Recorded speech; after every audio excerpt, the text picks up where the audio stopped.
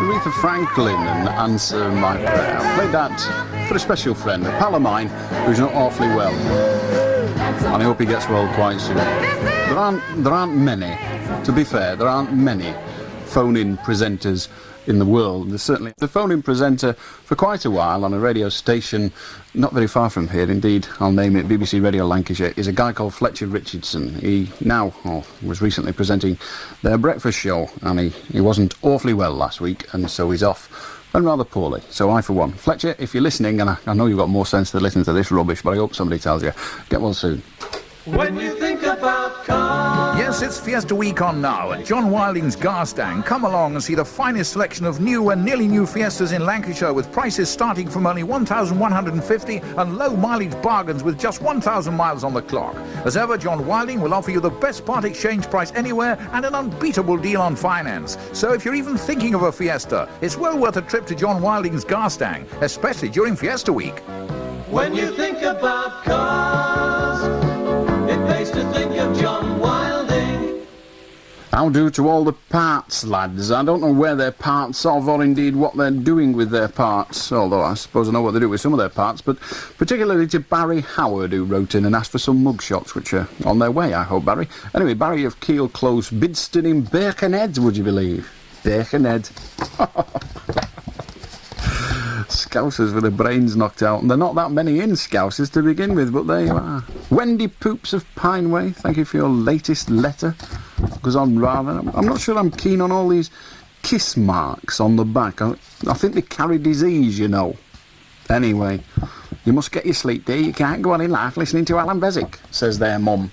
Never mind what a mum says. You want to listen to me? You do it. Could be doing worse things. In bed.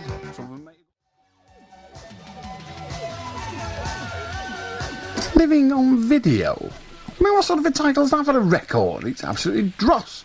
Anyway, Trans-X, it sounds quite exciting. I'm sure it'll be a big hit, because usually if I don't like them, they are, but they are. Living on video. It's a living after all. Let us go to the lines, because we've got to make a crust somehow, and that's what we're here for. If you want to join us on the phone in, you can. The lines are open, 0772561 1000. We're here till 2 o'clock in the morning for our sins, or is it for your sins? Never mind, let us join Damien. How do? Hello? Hello? Something happened to me a few weeks ago. I'd like to know who was right and who was wrong. Well, I was in the Harris Museum in Preston. Are you familiar with it? I know where it is. I've been in it once or twice. You know the courtyard at the front? You're allowed to park motorbikes in there. And they shut at 5 o'clock. I got back about 5 to 5, and the gate was locked, and I walked round, and I found the man, and he was locking up at the other end. He had to shut the gates first and go through the... When you say you're allowed to park motorcycles in there, do you mean it's a motorcycle park for all and sundry, or is it one that is the exclusive use of those who are visiting the museum or the library? No, you're allowed to park your motorbikes in there, and I've visited the museum anyway. That wasn't the question, and you somewhat avoided the answer, probably because you don't like it. I shall ask it again. Are you allowed to park your motorbike there simply because you want to, or do you have to be a customer of the museum or art gallery? I'm not sure, but... Well, do you not think it's a moot point, and you perhaps ought to be sure? Before you start sticking your motorcycle on other people's property. I don't care whether it's got anything to do with it or not. I'm more about your ill manners. Sticking your motorbike on somebody else's property without even considering whether you have the right so to do or not. Do you not think you ought to find out before you shove your motor? How would you like it if I come and parked a motorcycle in your front garden? All right, so... What do you mean, all right? Are you saying it's all right? You are permitted? Have you suddenly discovered the answer to this question? Well, I think you're right. You think I'm right? Yeah. I'm glad to hear it. I like being right. Go away. Hello, Mike. Hello, Allan. I was just ringing. Can you tell me about the Birdman competition? Can I tell you about it? What do you want to know about it? Well, what time does it start in the morning, please? I wish I knew. Around about lunchtime. Say 12 o'clock, I think, is the official start time. Yeah, do you know what time you're jumping? No, I don't. I don't think we'll find that until the day. I've got to be there from 12, and I had my frock on today, for want of a better term, and, well, it's a bit disconcerting. I think I might have to be there at 9 o'clock in the morning in order to get ready in time. Yeah. But I'll be there for 12, and jumping will be probably on until about 2:30. So if you want a good spec, it's worth getting there about 11:30, and then you can watch our engineers setting up in the pouring rain and the howling gale that it's sure to be. Yeah. All right? Yeah. I'll Look ring forward- you as well, and best of luck. I may well need it. I may well need it. Okay, sure. Ta-ra.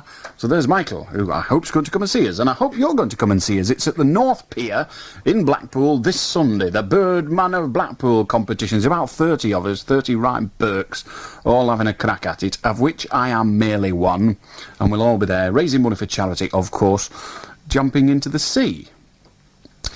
That's rather what I think about it too. Who was on 5? I can never remember these names. Paul, how are you? Hello? Pardon? Hello? Hello. Talk about these, Boeing crashes.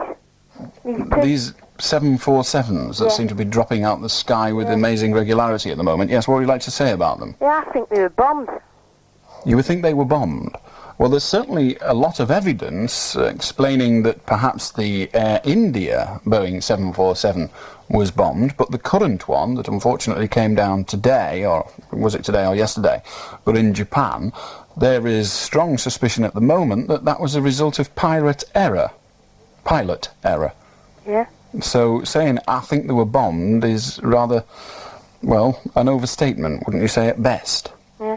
Yes, very good. Well, I'm glad you agree. Stephen, how are you? Hello? Hello. Oh, hello. I'd just like to ask you what you think of being put on the radio to spend time in between the advertisements.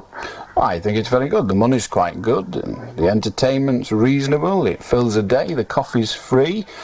I don't care. That's all I'm here for, to keep the advertisements from banging into each other. No, I don't care. What do you do for a living, Stephen? What do I do? I asked you first.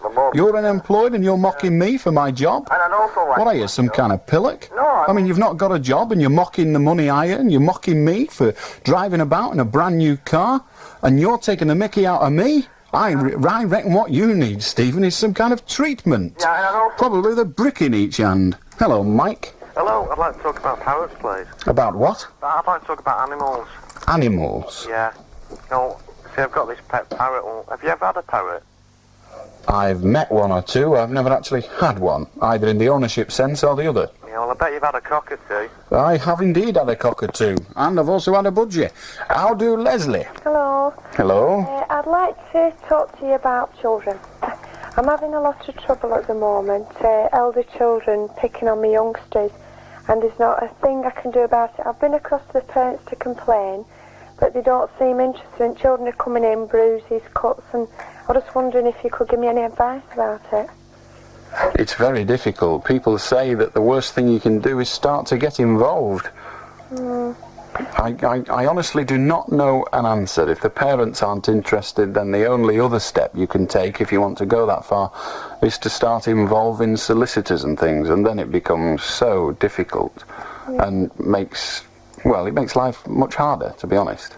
Yeah, that's what I was thinking, you see, but the worst thing about it, you can't do anything at all, can you? No, indeed you can't, and unless they're doing some severe physical harm, perhaps you oughtn't to, but certainly bullying is a constant problem. Any school teacher you talk to, any headmaster you talk to will tell you exactly the same thing. It's almost impossible to stamp out, and all you can do is hope that one day, as it indeed did in my own case, the worm turns. Yeah. And when I was very young, 5, 6, 7 years of age, you may not believe this now with the frame I drag around with me now, but I used to be weak and sickly.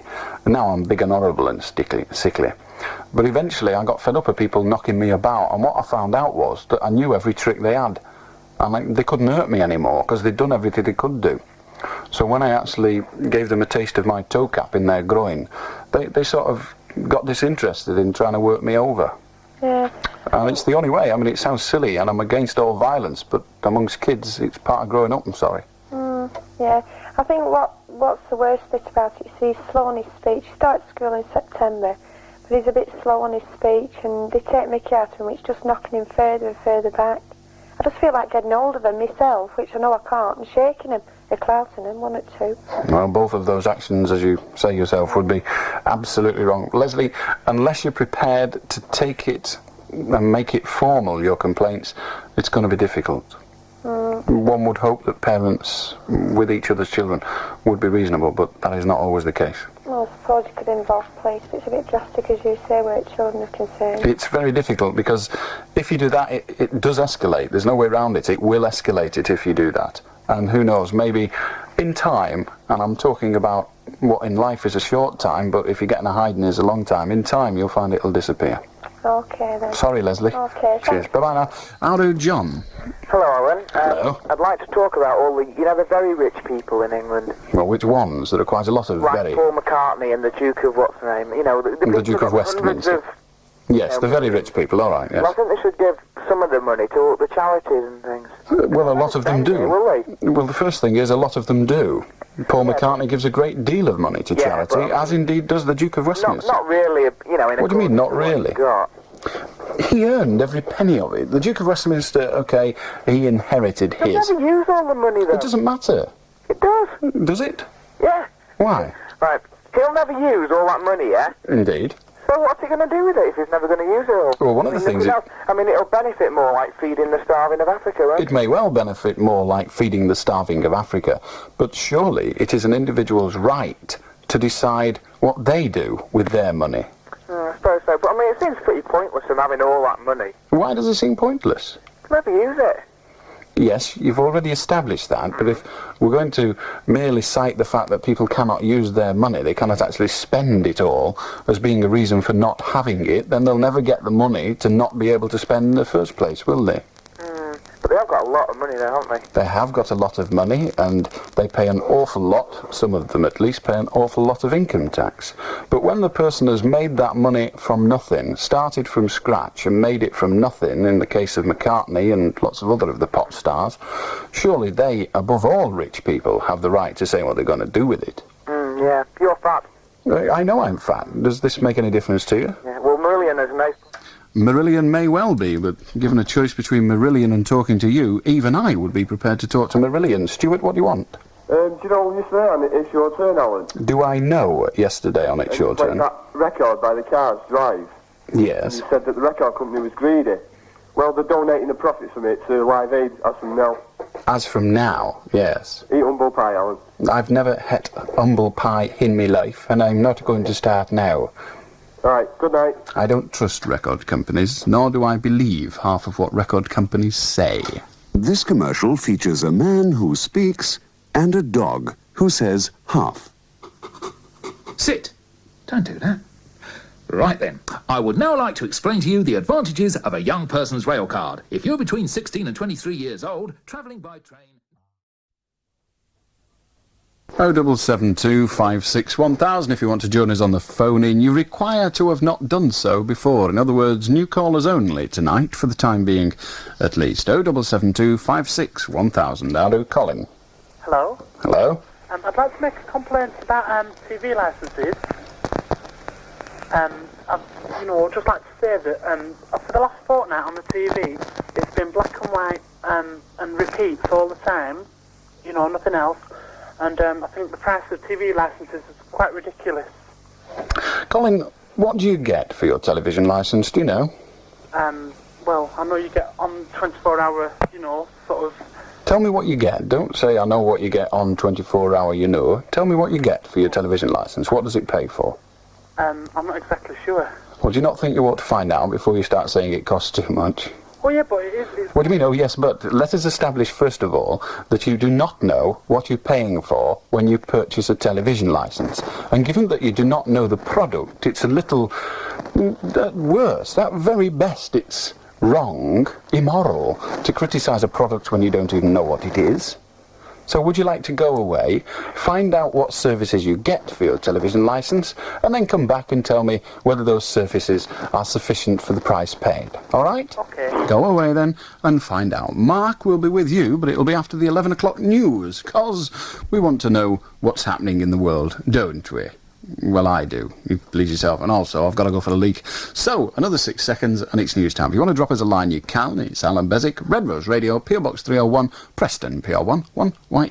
Red Rose Radio. The 11 o'clock news, this is Allan King. It's becoming clear tonight that the pilot of the doomed jumbo jet which crashed in Japan today nursed the airliner for more than half an hour before it finally plunged into the side of a mountain. The Japanese Airlines jet was on a domestic flight from Tokyo to Osaka when it disappeared from radar screens. There were 524 people on board. If they're all dead, it'll mean the crash is the worst involving a single plane in aviation history. But it could be hours before the fate of the victims is known, because the jumbo went down in mountain country and rescuers still haven't reached the crash site. Experts say the jet first reported trouble just 10 minutes after it had taken off. The pilot said he had trouble with a cargo door which had broken and he wanted to make an emergency landing. But for the next 35 minutes he was unable to control the jumbo jet. He told air traffic controllers he was lost and was losing height. So for 35 minutes the pilot fought to keep the plane in the air. And it's not clear if the passengers knew exactly what was happening. Mike Clark, who's chairman of the British Airlines Pilots Association, says if the reports are accurate, it must have been a terrifying half hour for everyone on board. This is a little unusual. If the timescales that have been suggested are confirmed, this would be, I would imagine, one of the longest periods where potentially, from what we hear at the moment, the loss of control that was gradually developing or gradually developed was extraordinarily unusual. Show business stars have joined politicians and civil rights leaders in a big anti-apartheid. 07725611000. Give us a ring, providing you've not rung before and got on at least. Rainbow's Radio.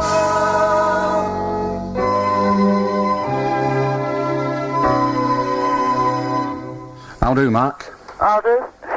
I'd like to talk about the new film that's coming out starring Sylvester Stallone, Rambo. Have you heard about it, yeah? Yes. Well, I'd like to ask you about the controversy. That's not what we do on this programme. We don't ask questions. We tell me what opinions are. If you want my opinion, you must first of all tell me yours. Paul, how are you? Hello, I'm alright. I just want to tell you about the problem I'm having. But I've got... Will I be interested? Oh, well, you'd be interested with this one. You know, with you being a wide boy like myself, like... A wide boy? Oh, a wide boy. The only wide I am is in genuine physical width. Well, but go on, tell us your tale. Yeah, well, my problem is, I'm well endowed, like, you know, and everything... You mean you've got a fat mouth? That's certainly how it seems to me. Hello, Keith. Hello, Alan. I'd like... Well, first of all, were you on Brookside tonight? Yes. Were you the guy in the white shirt? No, a light jacket, but not a white shirt. Oh, I was wrong. I saw you once on North End when you were giving one of them little cars away, you know. And my missus wants to know what you look like. Anyhow, see, where I live now, I just bought this house, and there's a pub round the corner, and they're meant to be building a car park right at the back of our house, you see. And council sent us these plans, this letter to go and have a look at the plans. Would we approve or not, you know? And were you working at Citizens Advice? I wonder if you could advise us, like. Well, first of all, it's been 5 years at least. No, 4 years since I worked. You used to work there, didn't you? I did used to work there. I used to be a bus driver as well, but if you'd asked me the fares, I'd probably get it wrong, given that they've changed as well. They sent us this letter. When you bought the house, when did you buy the house? Well, we bought it in January. I've only been wed like You bought it in January. Did your solicitor tell you of this? He didn't tell us there was a plan for a car park. Did he not? Was there not a plan at the time? I don't know, sir. We only got this letter about... Well, okay, but that's the first question I'd ask. I'd go along to the solicitor and I'd say, just a minute, they're building a car park here, why didn't you tell me? Did you do the searches? Did you find out? Were you told that they weren't going to build one?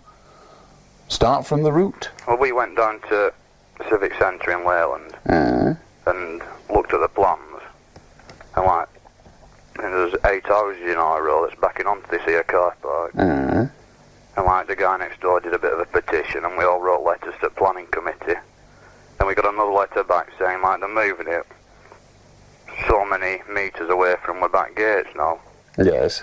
And we can go down tomorrow the 13th to have a look at these new plans, see if we approve of them. Well, go down and see the new plans and see if you approve of them. But it might be worth also having a word with his solicitor to find out whether this plan was there when you bought the house. Because if he didn't tell you about it and it was, then he's failed in his duty. And let's face it, he took a big fat slice of money off you for it. He did, but like, what is right I could do with the solicitor if he did know.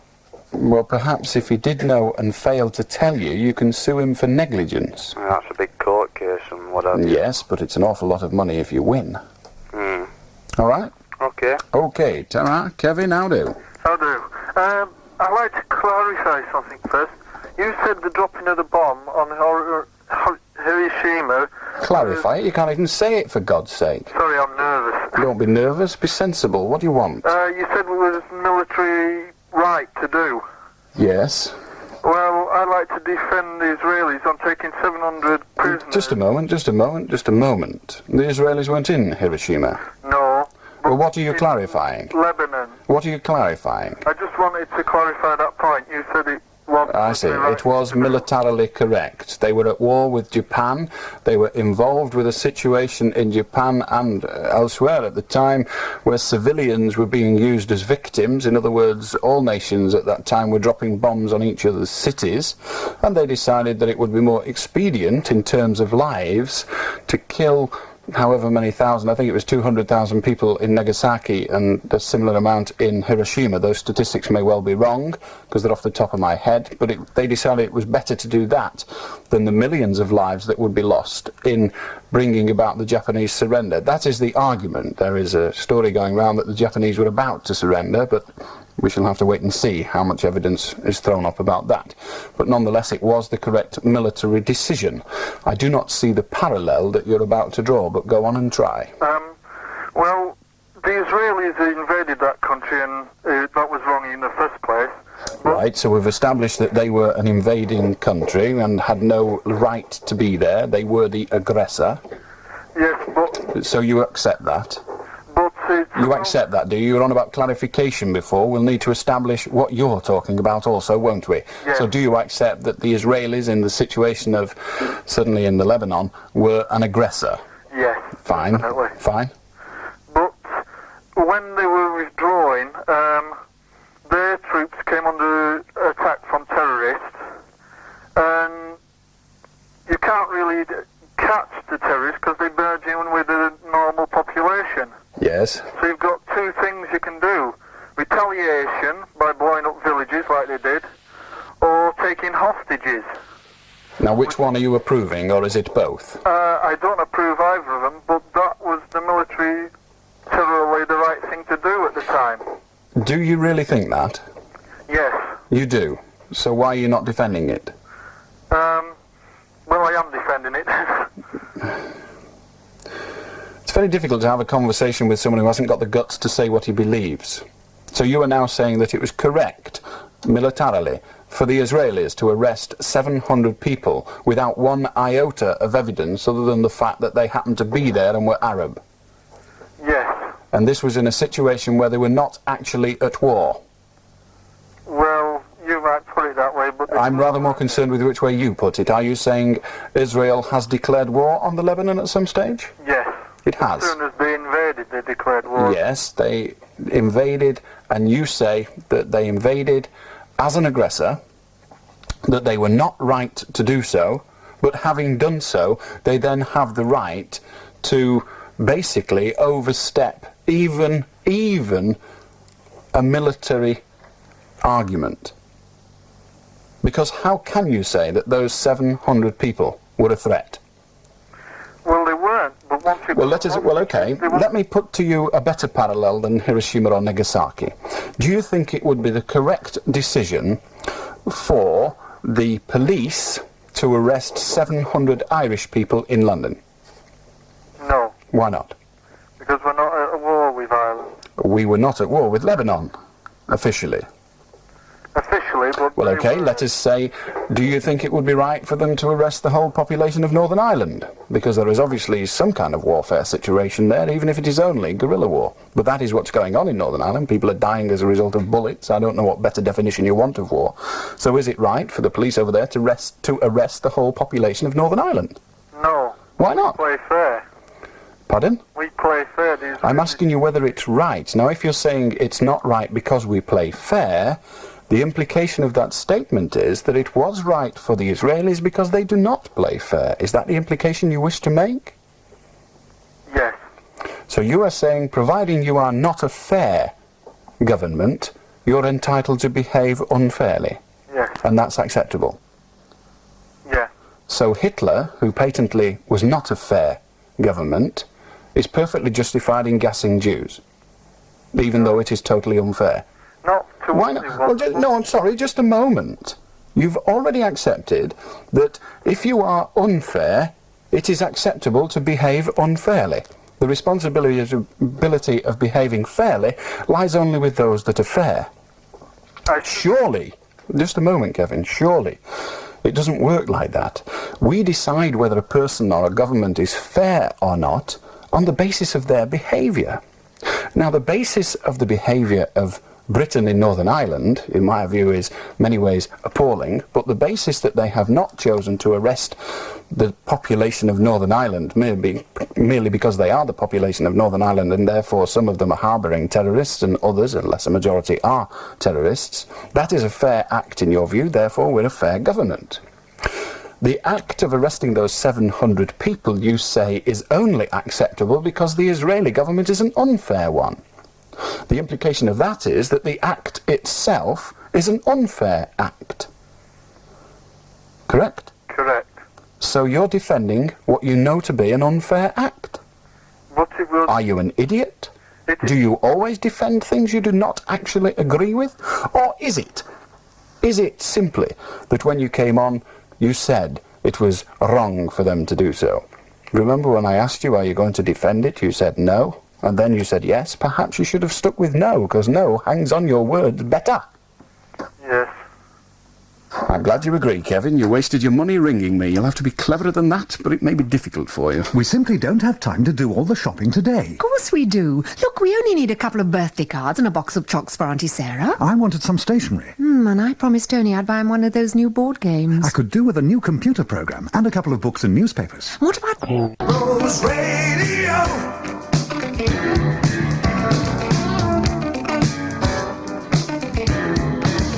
New calls only tonight on Beswick. If you've been on before, since we started it on the 25th of March, if you're one of our 6,000, then allow me to tell you you're not coming on tonight. 0772 56 1000 for new callers. I'll do to Andy. Hello, Alan. Hello, you're too young. Even though you're new in every sense of the word. You've been on this earth insufficient time. Hello, Peter. Hello, and I'd like to talk about the keeping of reptiles. And what would you like to say about the keeping of reptiles? Well, it's a specialist subject, and I think that it's wrong that it goes on in pet shops and things like that. Why is it wrong in pet shops and right elsewhere? Surely it's wrong to keep reptiles at all, isn't it? No, I don't think so. I think if they're kept in the right conditions, the right temperatures and everything, I think it's... And what sort of a reptile do you keep? Nothing, they're in perfect health. I keep snakes. Nothing that in perfect health is hardly an answer to the question, what sort of reptiles do you keep? However, you then went on to say they are in perfect health and they are snakes. Yes. What sort of snakes? Oh, well, reticulated python, boa. You have a python? Yes. And where do you keep this python and this boa? In a tank. In a tank. How many tanks are there in India? Or the jungle? I wouldn't like to say. You wouldn't like to say?